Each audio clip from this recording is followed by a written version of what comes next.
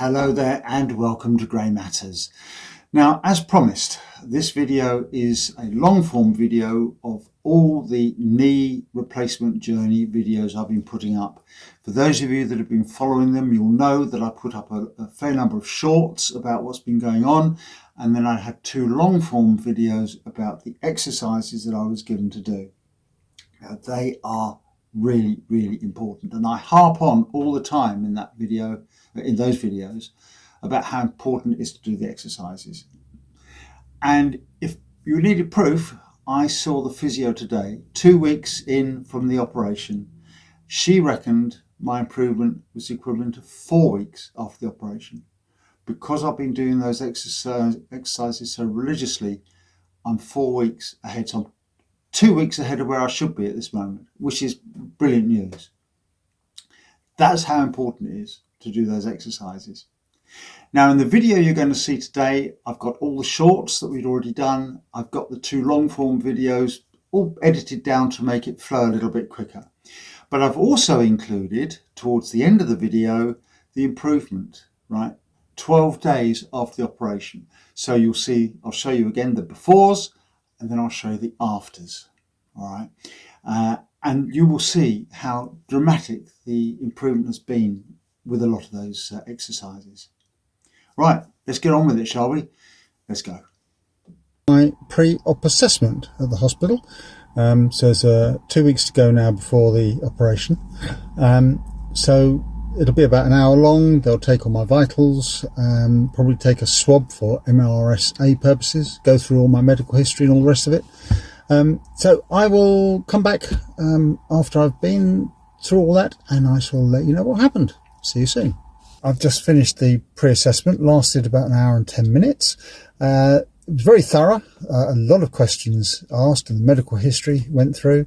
Blood pressure was taken, MRSA swabs from the nostrils and the groin area. Then there was an ECG and a blood test, and I'll be coming back for another blood test next week. So that's all done. I've been laden up with enough pamphlets to launch a pamphlet library, I think. Loads of information about my stay in the hospital, the physiotherapy, and lots of other information as well. The next time I'm in will be for the blood test, and then the week after that will be for the actual op. Tomorrow, the 18th, is when I go into hospital for my knee replacement. And as you know, we're documenting, I hope I'm documenting the whole thing apart from the operation itself. I will be in there from 7:30 tomorrow morning, anticipating going down pretty early, and it'll be done with a spinal block and sedative unless they decide otherwise, and they've decided to put me under a general. Operation doesn't take very long. It's what they call a unicompartmental knee replacement, or unilateral knee replacement, which is a half knee, and I've already had one of those on my left leg. This one will be on my right, so I'll have a matching pair. They anticipate getting me out within 48 hours back home. The last time I was in for a week, so it'll be interesting to see what happens. The physio said that they intend to be with me in the afternoon to get me straight out of bed and walking. That should be fun. Anyway, see how we go. The next time you see me, I'll be in the hospital, and that will be at some point tomorrow. Until then, bye for now. Well, good morning from Grey Matters. Today is D-Day, or should that be knee day? I'm in the hospital. I'm in my room. I've had the nurse come through to the initial checks. I've seen the anaesthetist, and we're doing spinal block and sedative. And then the surgeon has also been in, and we've discussed the surgery and post-op care and all the rest of it. So this is my room. So it's got its own bathroom there, television, and everything I need really, except a mini bar. Can't have everything, can you? Well, I'm out. I went down to surgery about 11 o'clock. It's now 10 to 3. I've been back on the ward, or back on my room, for about 15 minutes. Spinal block and sedation was incredible. I still can't feel my legs, which is a very weird sensation. I've got a a cuff on there that's compressing the leg, which I can just about feel. That's, I think, to help stop blood clots. Operation went well. I haven't yet seen the surgeon as a follow-up after the procedure, but it's the weirdest sensation, and with sedation you're kind of awake, but it's got an amnesic effect, so you actually don't remember anything at all about it. I do remember a bit of hammering, I think, but yeah, it's a very unique experience, and over and above a general anaesthetic, I can recommend it because the recovery rate in terms of waking up and feeling normal again are much quicker. I've got painkillers going to be put through the cannula when the anaesthetic in the leg wears off, and it's a remarkable system. So that's it for now. Well, hello there from Grey Matters. Okay, it's the next day. The operation, as you have heard from the short yesterday, went very well. The doctor came to see me. He was very pleased with everything that had gone on, but a really bad night. I don't think I actually slept or even dozed a little. The compression machine on my feet, extremely noisy in a quiet bedroom, and quite powerful compressions on the feet. So that kept me awake. Plus I found on the release of the cuff, as it depressurizes each time, I was getting like a restless leg syndrome for each compression. That was bizarre. My blood pressure had dropped considerably, so that had to be rectified. There were so many things that were just keeping me awake through night. Painkillers, of course, the pain had elevated. Today they've got me out of bed. The intention is to send me home later this afternoon, so it'll be 2 days in hospital and back home. Spent most of the time with the physio. The exercises I've got they're not brutal, they're painful, but they're very necessary, and they hurt like flip at the moment on the wound itself. A lot of people are worried that if they start trying to bend the leg straight after the operation, that the wound's going to split open. It's not going to. They stay closed. They should do. So I've had quite a run through the mill with all those, and I've got more to go this afternoon, where I'll be doing stair climbing and some other exercises. Should be out of here 4 o'clock-ish, we think, with a new knee. Hopefully I'll sleep better in my own bed than I did in the hospital bed. And the only thing I can say to you, if you're having a knee replacement or if you've had one recently, you must do those exercises. I know someone that didn't, and they look like 10 years older than I do, and shuffling along. You must do those exercises if you want to get a full recovery. No matter how much it hurts, you will work through that, and it really will be worth it. I'll show you the exercises and what's going on in another update at another time. Hello from Grey Matters. Well, for those of you complaining about camera movement, you're going to get a lot of it now because we're on the road heading home. I was discharged about 10-15 minutes ago, around about 5 o'clock, and I've been sent back with a whole load of goodies, such as painkillers, morphine, blood thinners, the laxatives, anti-inflammatories, some compression stockings, which are very elegant, quite my style, and of course stomach protectors in tablet form, not a girdle, and a whole list of 16 exercises to do, and all of them hurt like buggery at the moment. However, because they're working on surgical scars, surgical injuries, then of course the surgery injuries heal, and as they heal, with the help of the physio, the pain gets less and less and less. I'll be back in for a wound dressing at the beginning of next month, followed by another physio session, and then another physio session a couple of weeks later. So they're really going to try and get me mobile. So I was in and out in less than 48 hours. I mean, only just less than 36 hours really. And I will keep you updated as to how things go when we get back home and I start on the exercises tomorrow. Well, day one back here at Grey Matters Towers for the recovery process. First day of doing all the physio exercises. There's 16 of them to fit in during the day, and some exercises that I'm supposed to be doing 3 times a day and others that I'm doing hourly. And the problem is, of course, adapting to doing those exercises in the home. Hospital is easy. The beds are all the correct firmness. There's plenty of aids and things around in the rooms and on the wards. But when you get home, you've got to try and use what you've got to be able to get all the exercises done. So I've done the majority of them, but it's been a steep learning curve. And tomorrow I hope to be able to do a video showing just a couple of the exercises to start with. It'll be a very sweary video because I tell you what, the operation scar, the site, the wound, whatever you want to call it, really, really stings. It's nothing to do with the muscles around the site. This is all about the wound itself. It won't break open, it won't split open, but the knee has got to bend as quickly as possible, as soon as possible. We've got to get that flexibility back in, and the exercises are all designed to achieve that.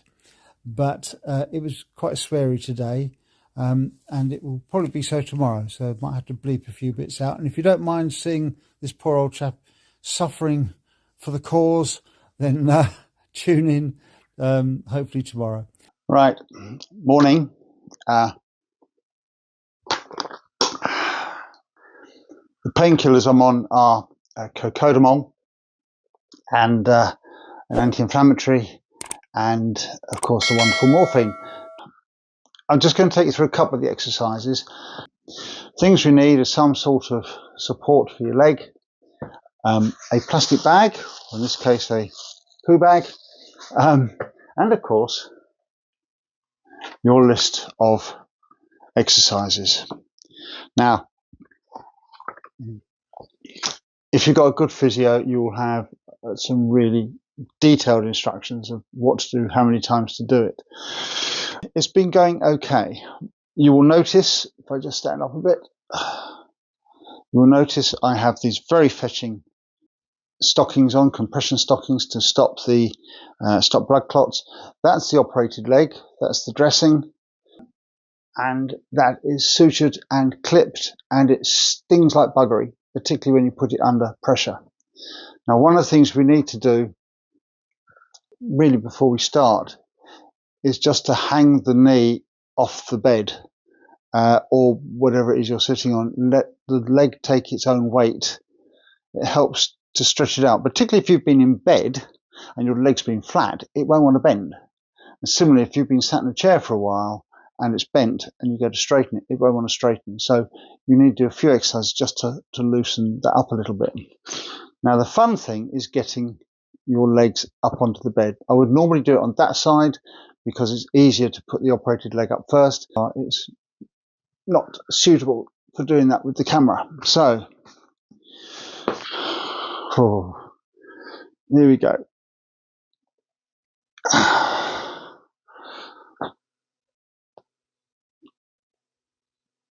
Oh, Jesus. Right. So apologies to any religious people out there. Okay. The first exercise, and I still check them up, even though I've been doing them. First one are heel slides, and that's where this comes in handy because it makes it a lot more slippier if you have that under your heel. Okay. You don't need to bend it too far. Okay.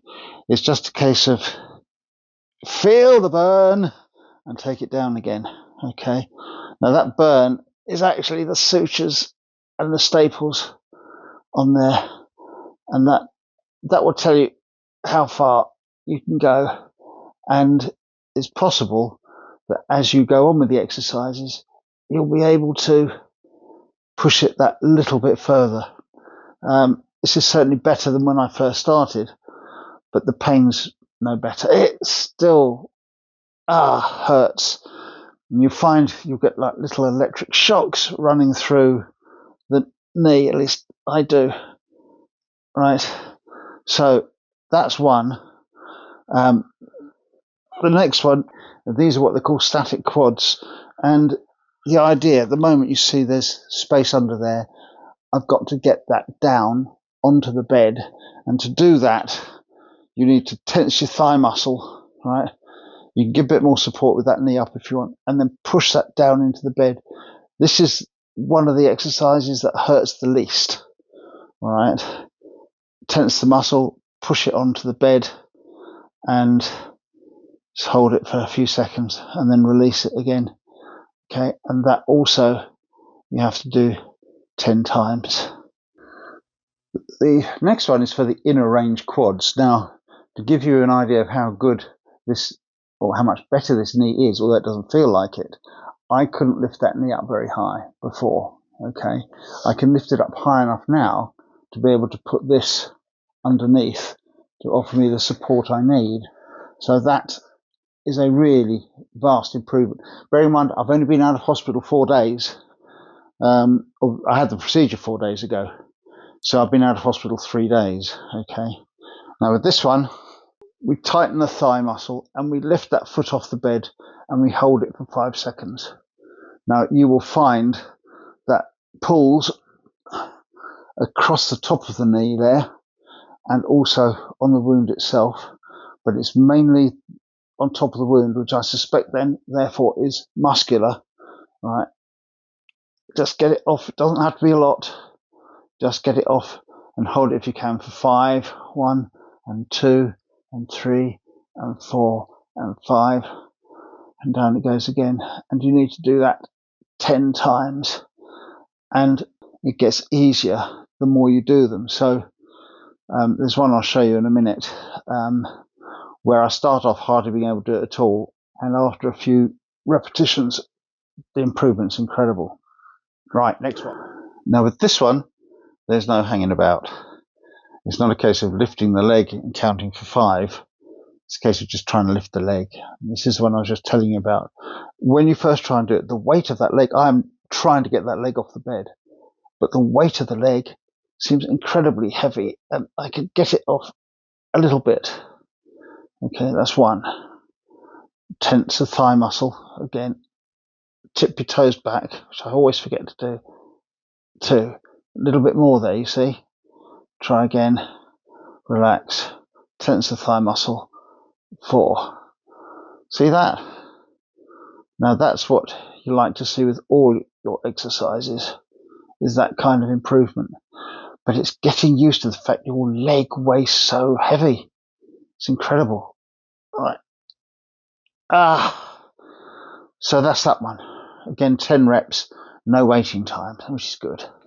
This next one's not so easy to set up by yourself because you need your roll under your ankle, and despite what you just saw me doing, I can't do it, so I have to lift the leg up. It's better to have someone that can gently lift your leg and just slide it under for you. Now this one is just about hanging.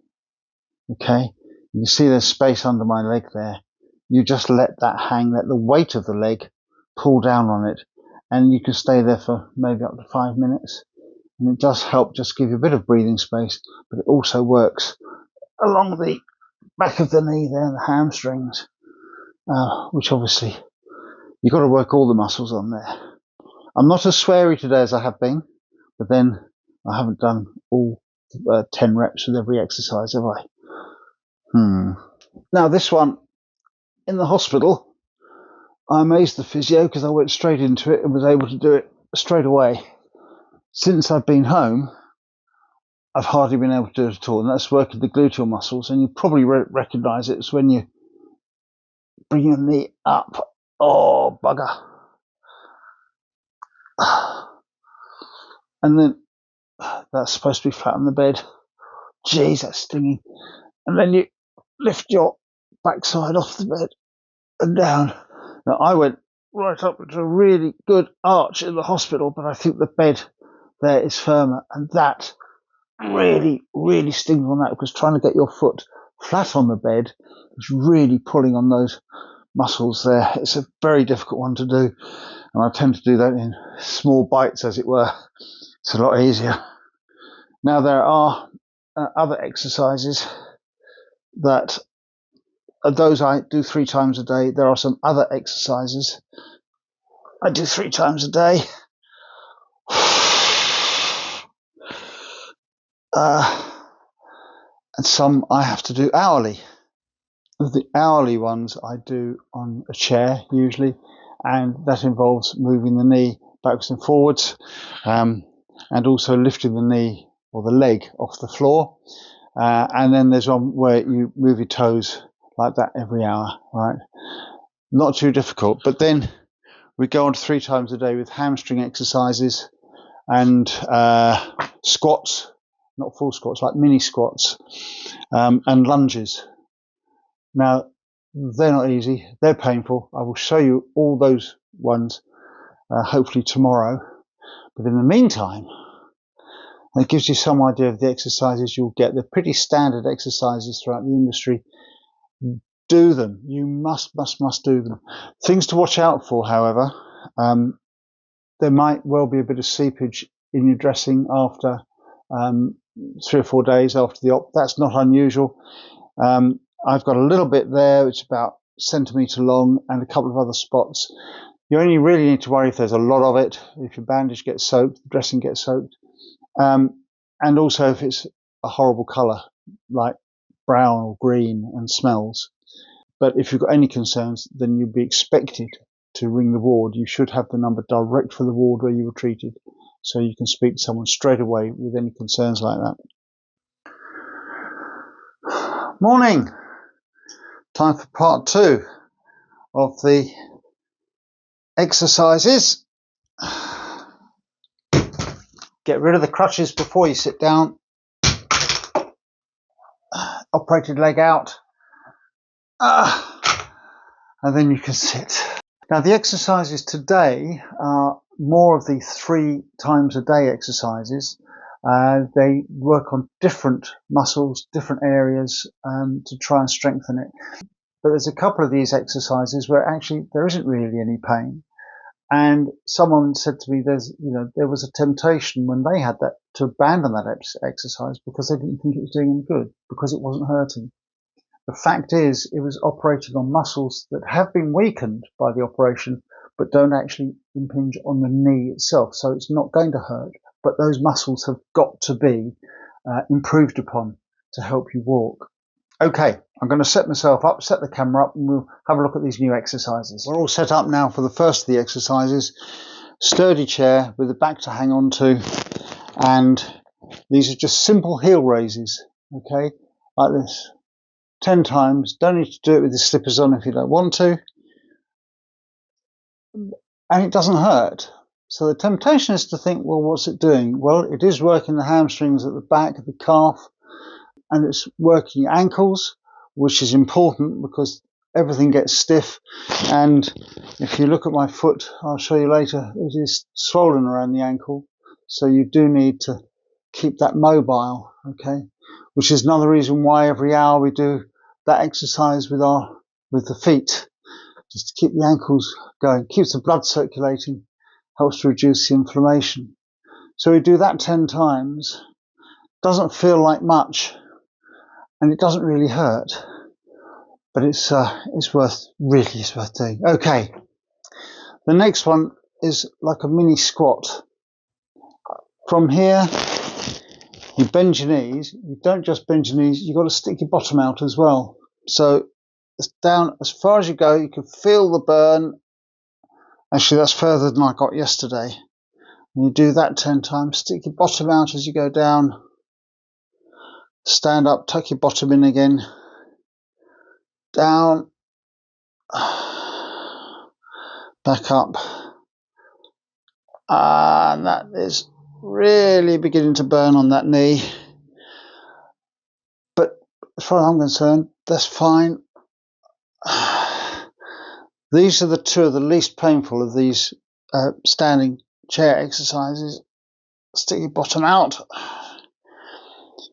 I find it actually does help to give yourself the instructions as you're doing it, because otherwise you forget sometimes to stick your bottom out and tuck it back in again when you come up. It's similar to using the crutches. Crutches are a pain in the backside. They get everywhere, they tangle in everything, and there are safety rules to bear in mind with crutches, such as not trying to stand up or sit down when you're wearing them, because if you slip, trip or fall, you can break your arms quite easily, or a wrist. Okay, so call it down, that one. And the other thing to remind myself is with the crutch is that when I step forward with it, bring that leg up, you have to lock that leg back. Lock it back. You need to lock it back so it's level with your other leg. That will take a bit of time to get that locked back. Okay, but if you don't, you're going to be putting too much pressure on the knee when it doesn't need it. Okay, the next exercise is sitting down. Now this is one of the exercises I'm supposed to do hourly, or two of the exercises I'm supposed to do hourly, followed by an ice pack. And these ones do hurt. Cannot tell a lie.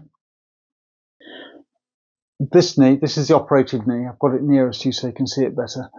Basically, you have to pull it back as far as you can. And again, that's probably further than I've been able to do it without additional help. And the additional help you can give yourself is to just tuck your good leg in front and just push that knee back a little bit more.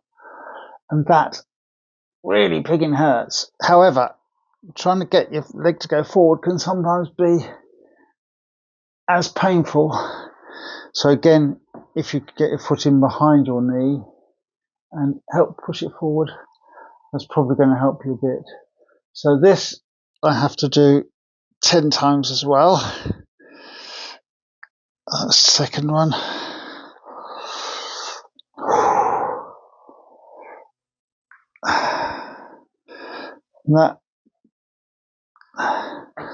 That is really sort of burning down the actual site of the wound than it would. It's got sutures and staples in there.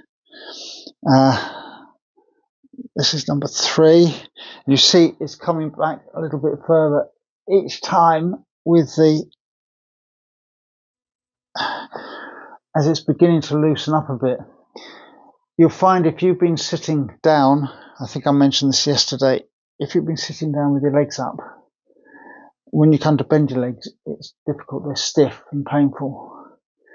Similarly, if you're sitting with your legs bent and then you try and straighten them, they're stiff and painful. So these exercises will help you to transition between sitting, standing, bending, straight, that kind of thing. Jesus. I've lost count. It must be about 5, I guess. And with me, it's just when it gets to the vertical, and then to go past the vertical to straighten out, that pigging hurts. Okay, so 7, 8. It's quite useful to use your good leg as like a marker to show how far you want to go back and get back that far, and I'm doing that at the moment. I think that's 9 and 10. Oh, nearly said the F word. Fiddlesticks. Okay, so the next one is the leg raise. Now, in the past, on the bed, I've had various supports and things under the knee to do the leg raise. This is from the sort of bent position, straight up in the air, okay? And straighten it as much as you can. That's 1, 2,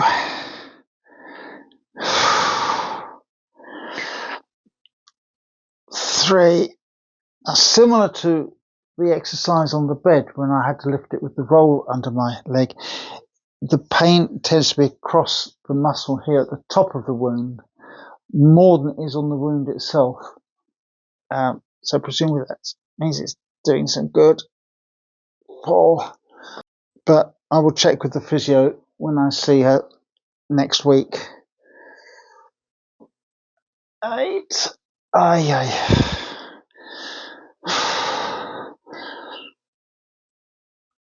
Now the important thing is that you don't let this pain put you off doing it. I can't emphasize that enough.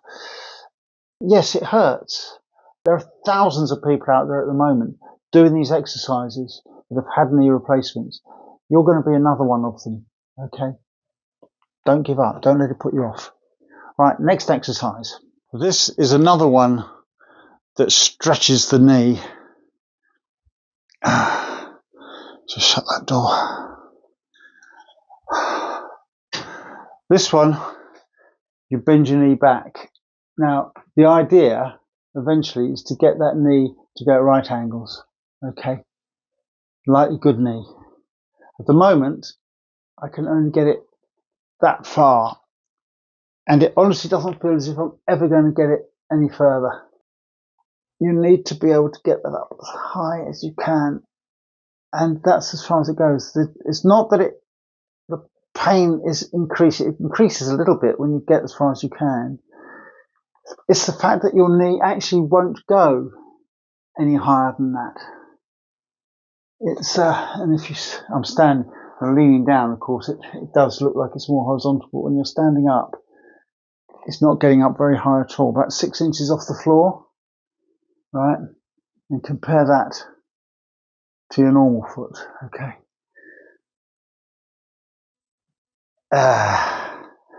So we do 10 of those. I better finish them off, hadn't I?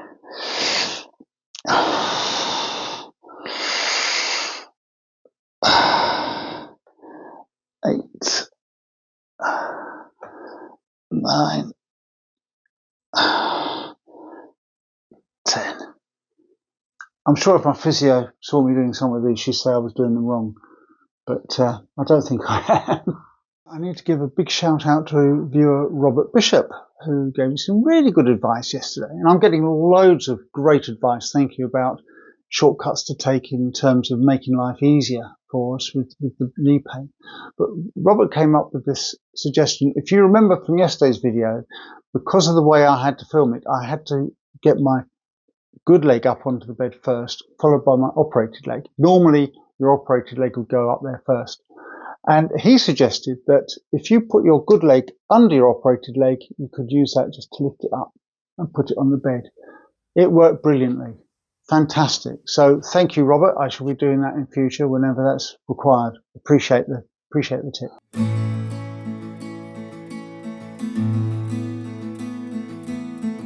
It's just a case of feel the burn and take it down again. Okay. Now that burn is actually the sutures and the staples on there, and that will tell you how far you can go.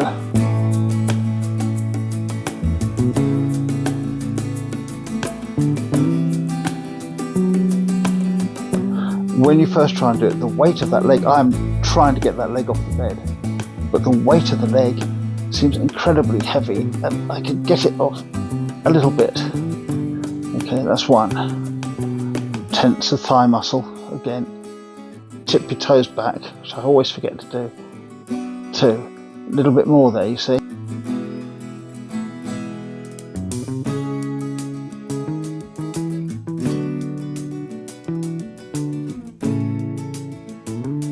So you probably recognise it. It's when you bring your knee up. Oh, bugger. And then that's supposed to be flat on the bed. Jesus, and then you lift your backside off the bed and down. Now I went right up to a really good arch in the hospital, but I think the bed there is firmer, and that really stings on that, because trying to get your foot flat on the bed is really pulling on those muscles there. It's a very difficult one to do.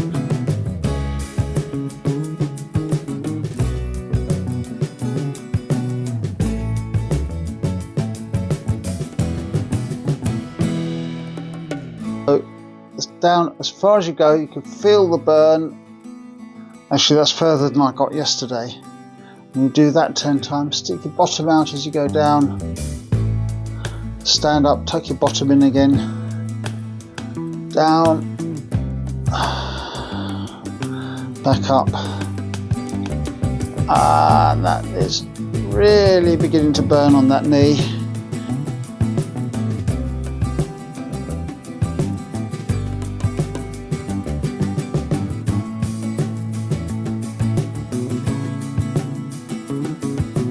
These exercises will help you to transition between sitting, standing, bending, straight, that kind of thing. Jesus. Right, I've lost count. It must be about 5, I guess. And with me, it's just when it gets to the vertical, and then to go past the vertical, to straighten out, that picking hurts.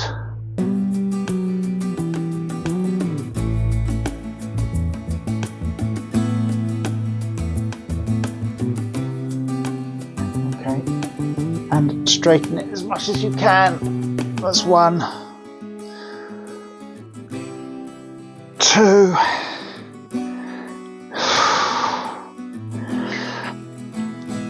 3.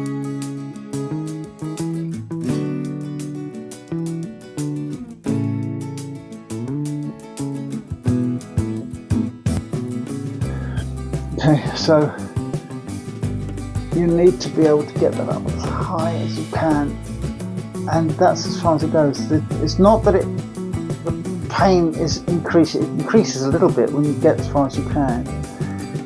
It's the fact that your knee actually won't go any higher than that.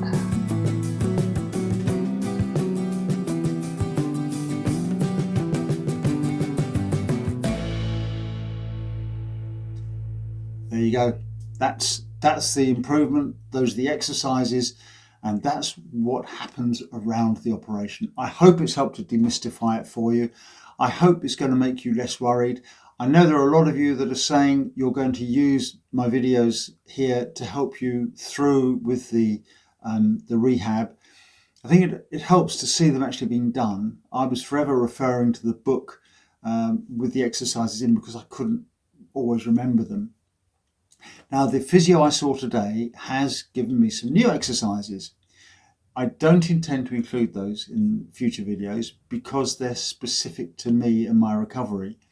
The ones you've seen so far are fairly generic for knee traumas and knee replacement therapies and so on, to help with the rehabilitation. And almost everyone will get those. The ones I got today are specific to my progress to date and areas that I need to work on. And that will be different for you when you come to do your post-op physio checkups. So I'm not going to include those.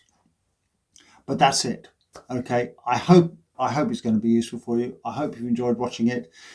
And I think it's back to normal now. The next video is going to be about the DVLA and the Freedom of Information request I put in regarding eyesight-related serious accidents involving older people, because that's an area that we think may be getting fudged a bit by the authorities in order to make us have these eyesight tests once you're over 70 that probably aren't that necessary.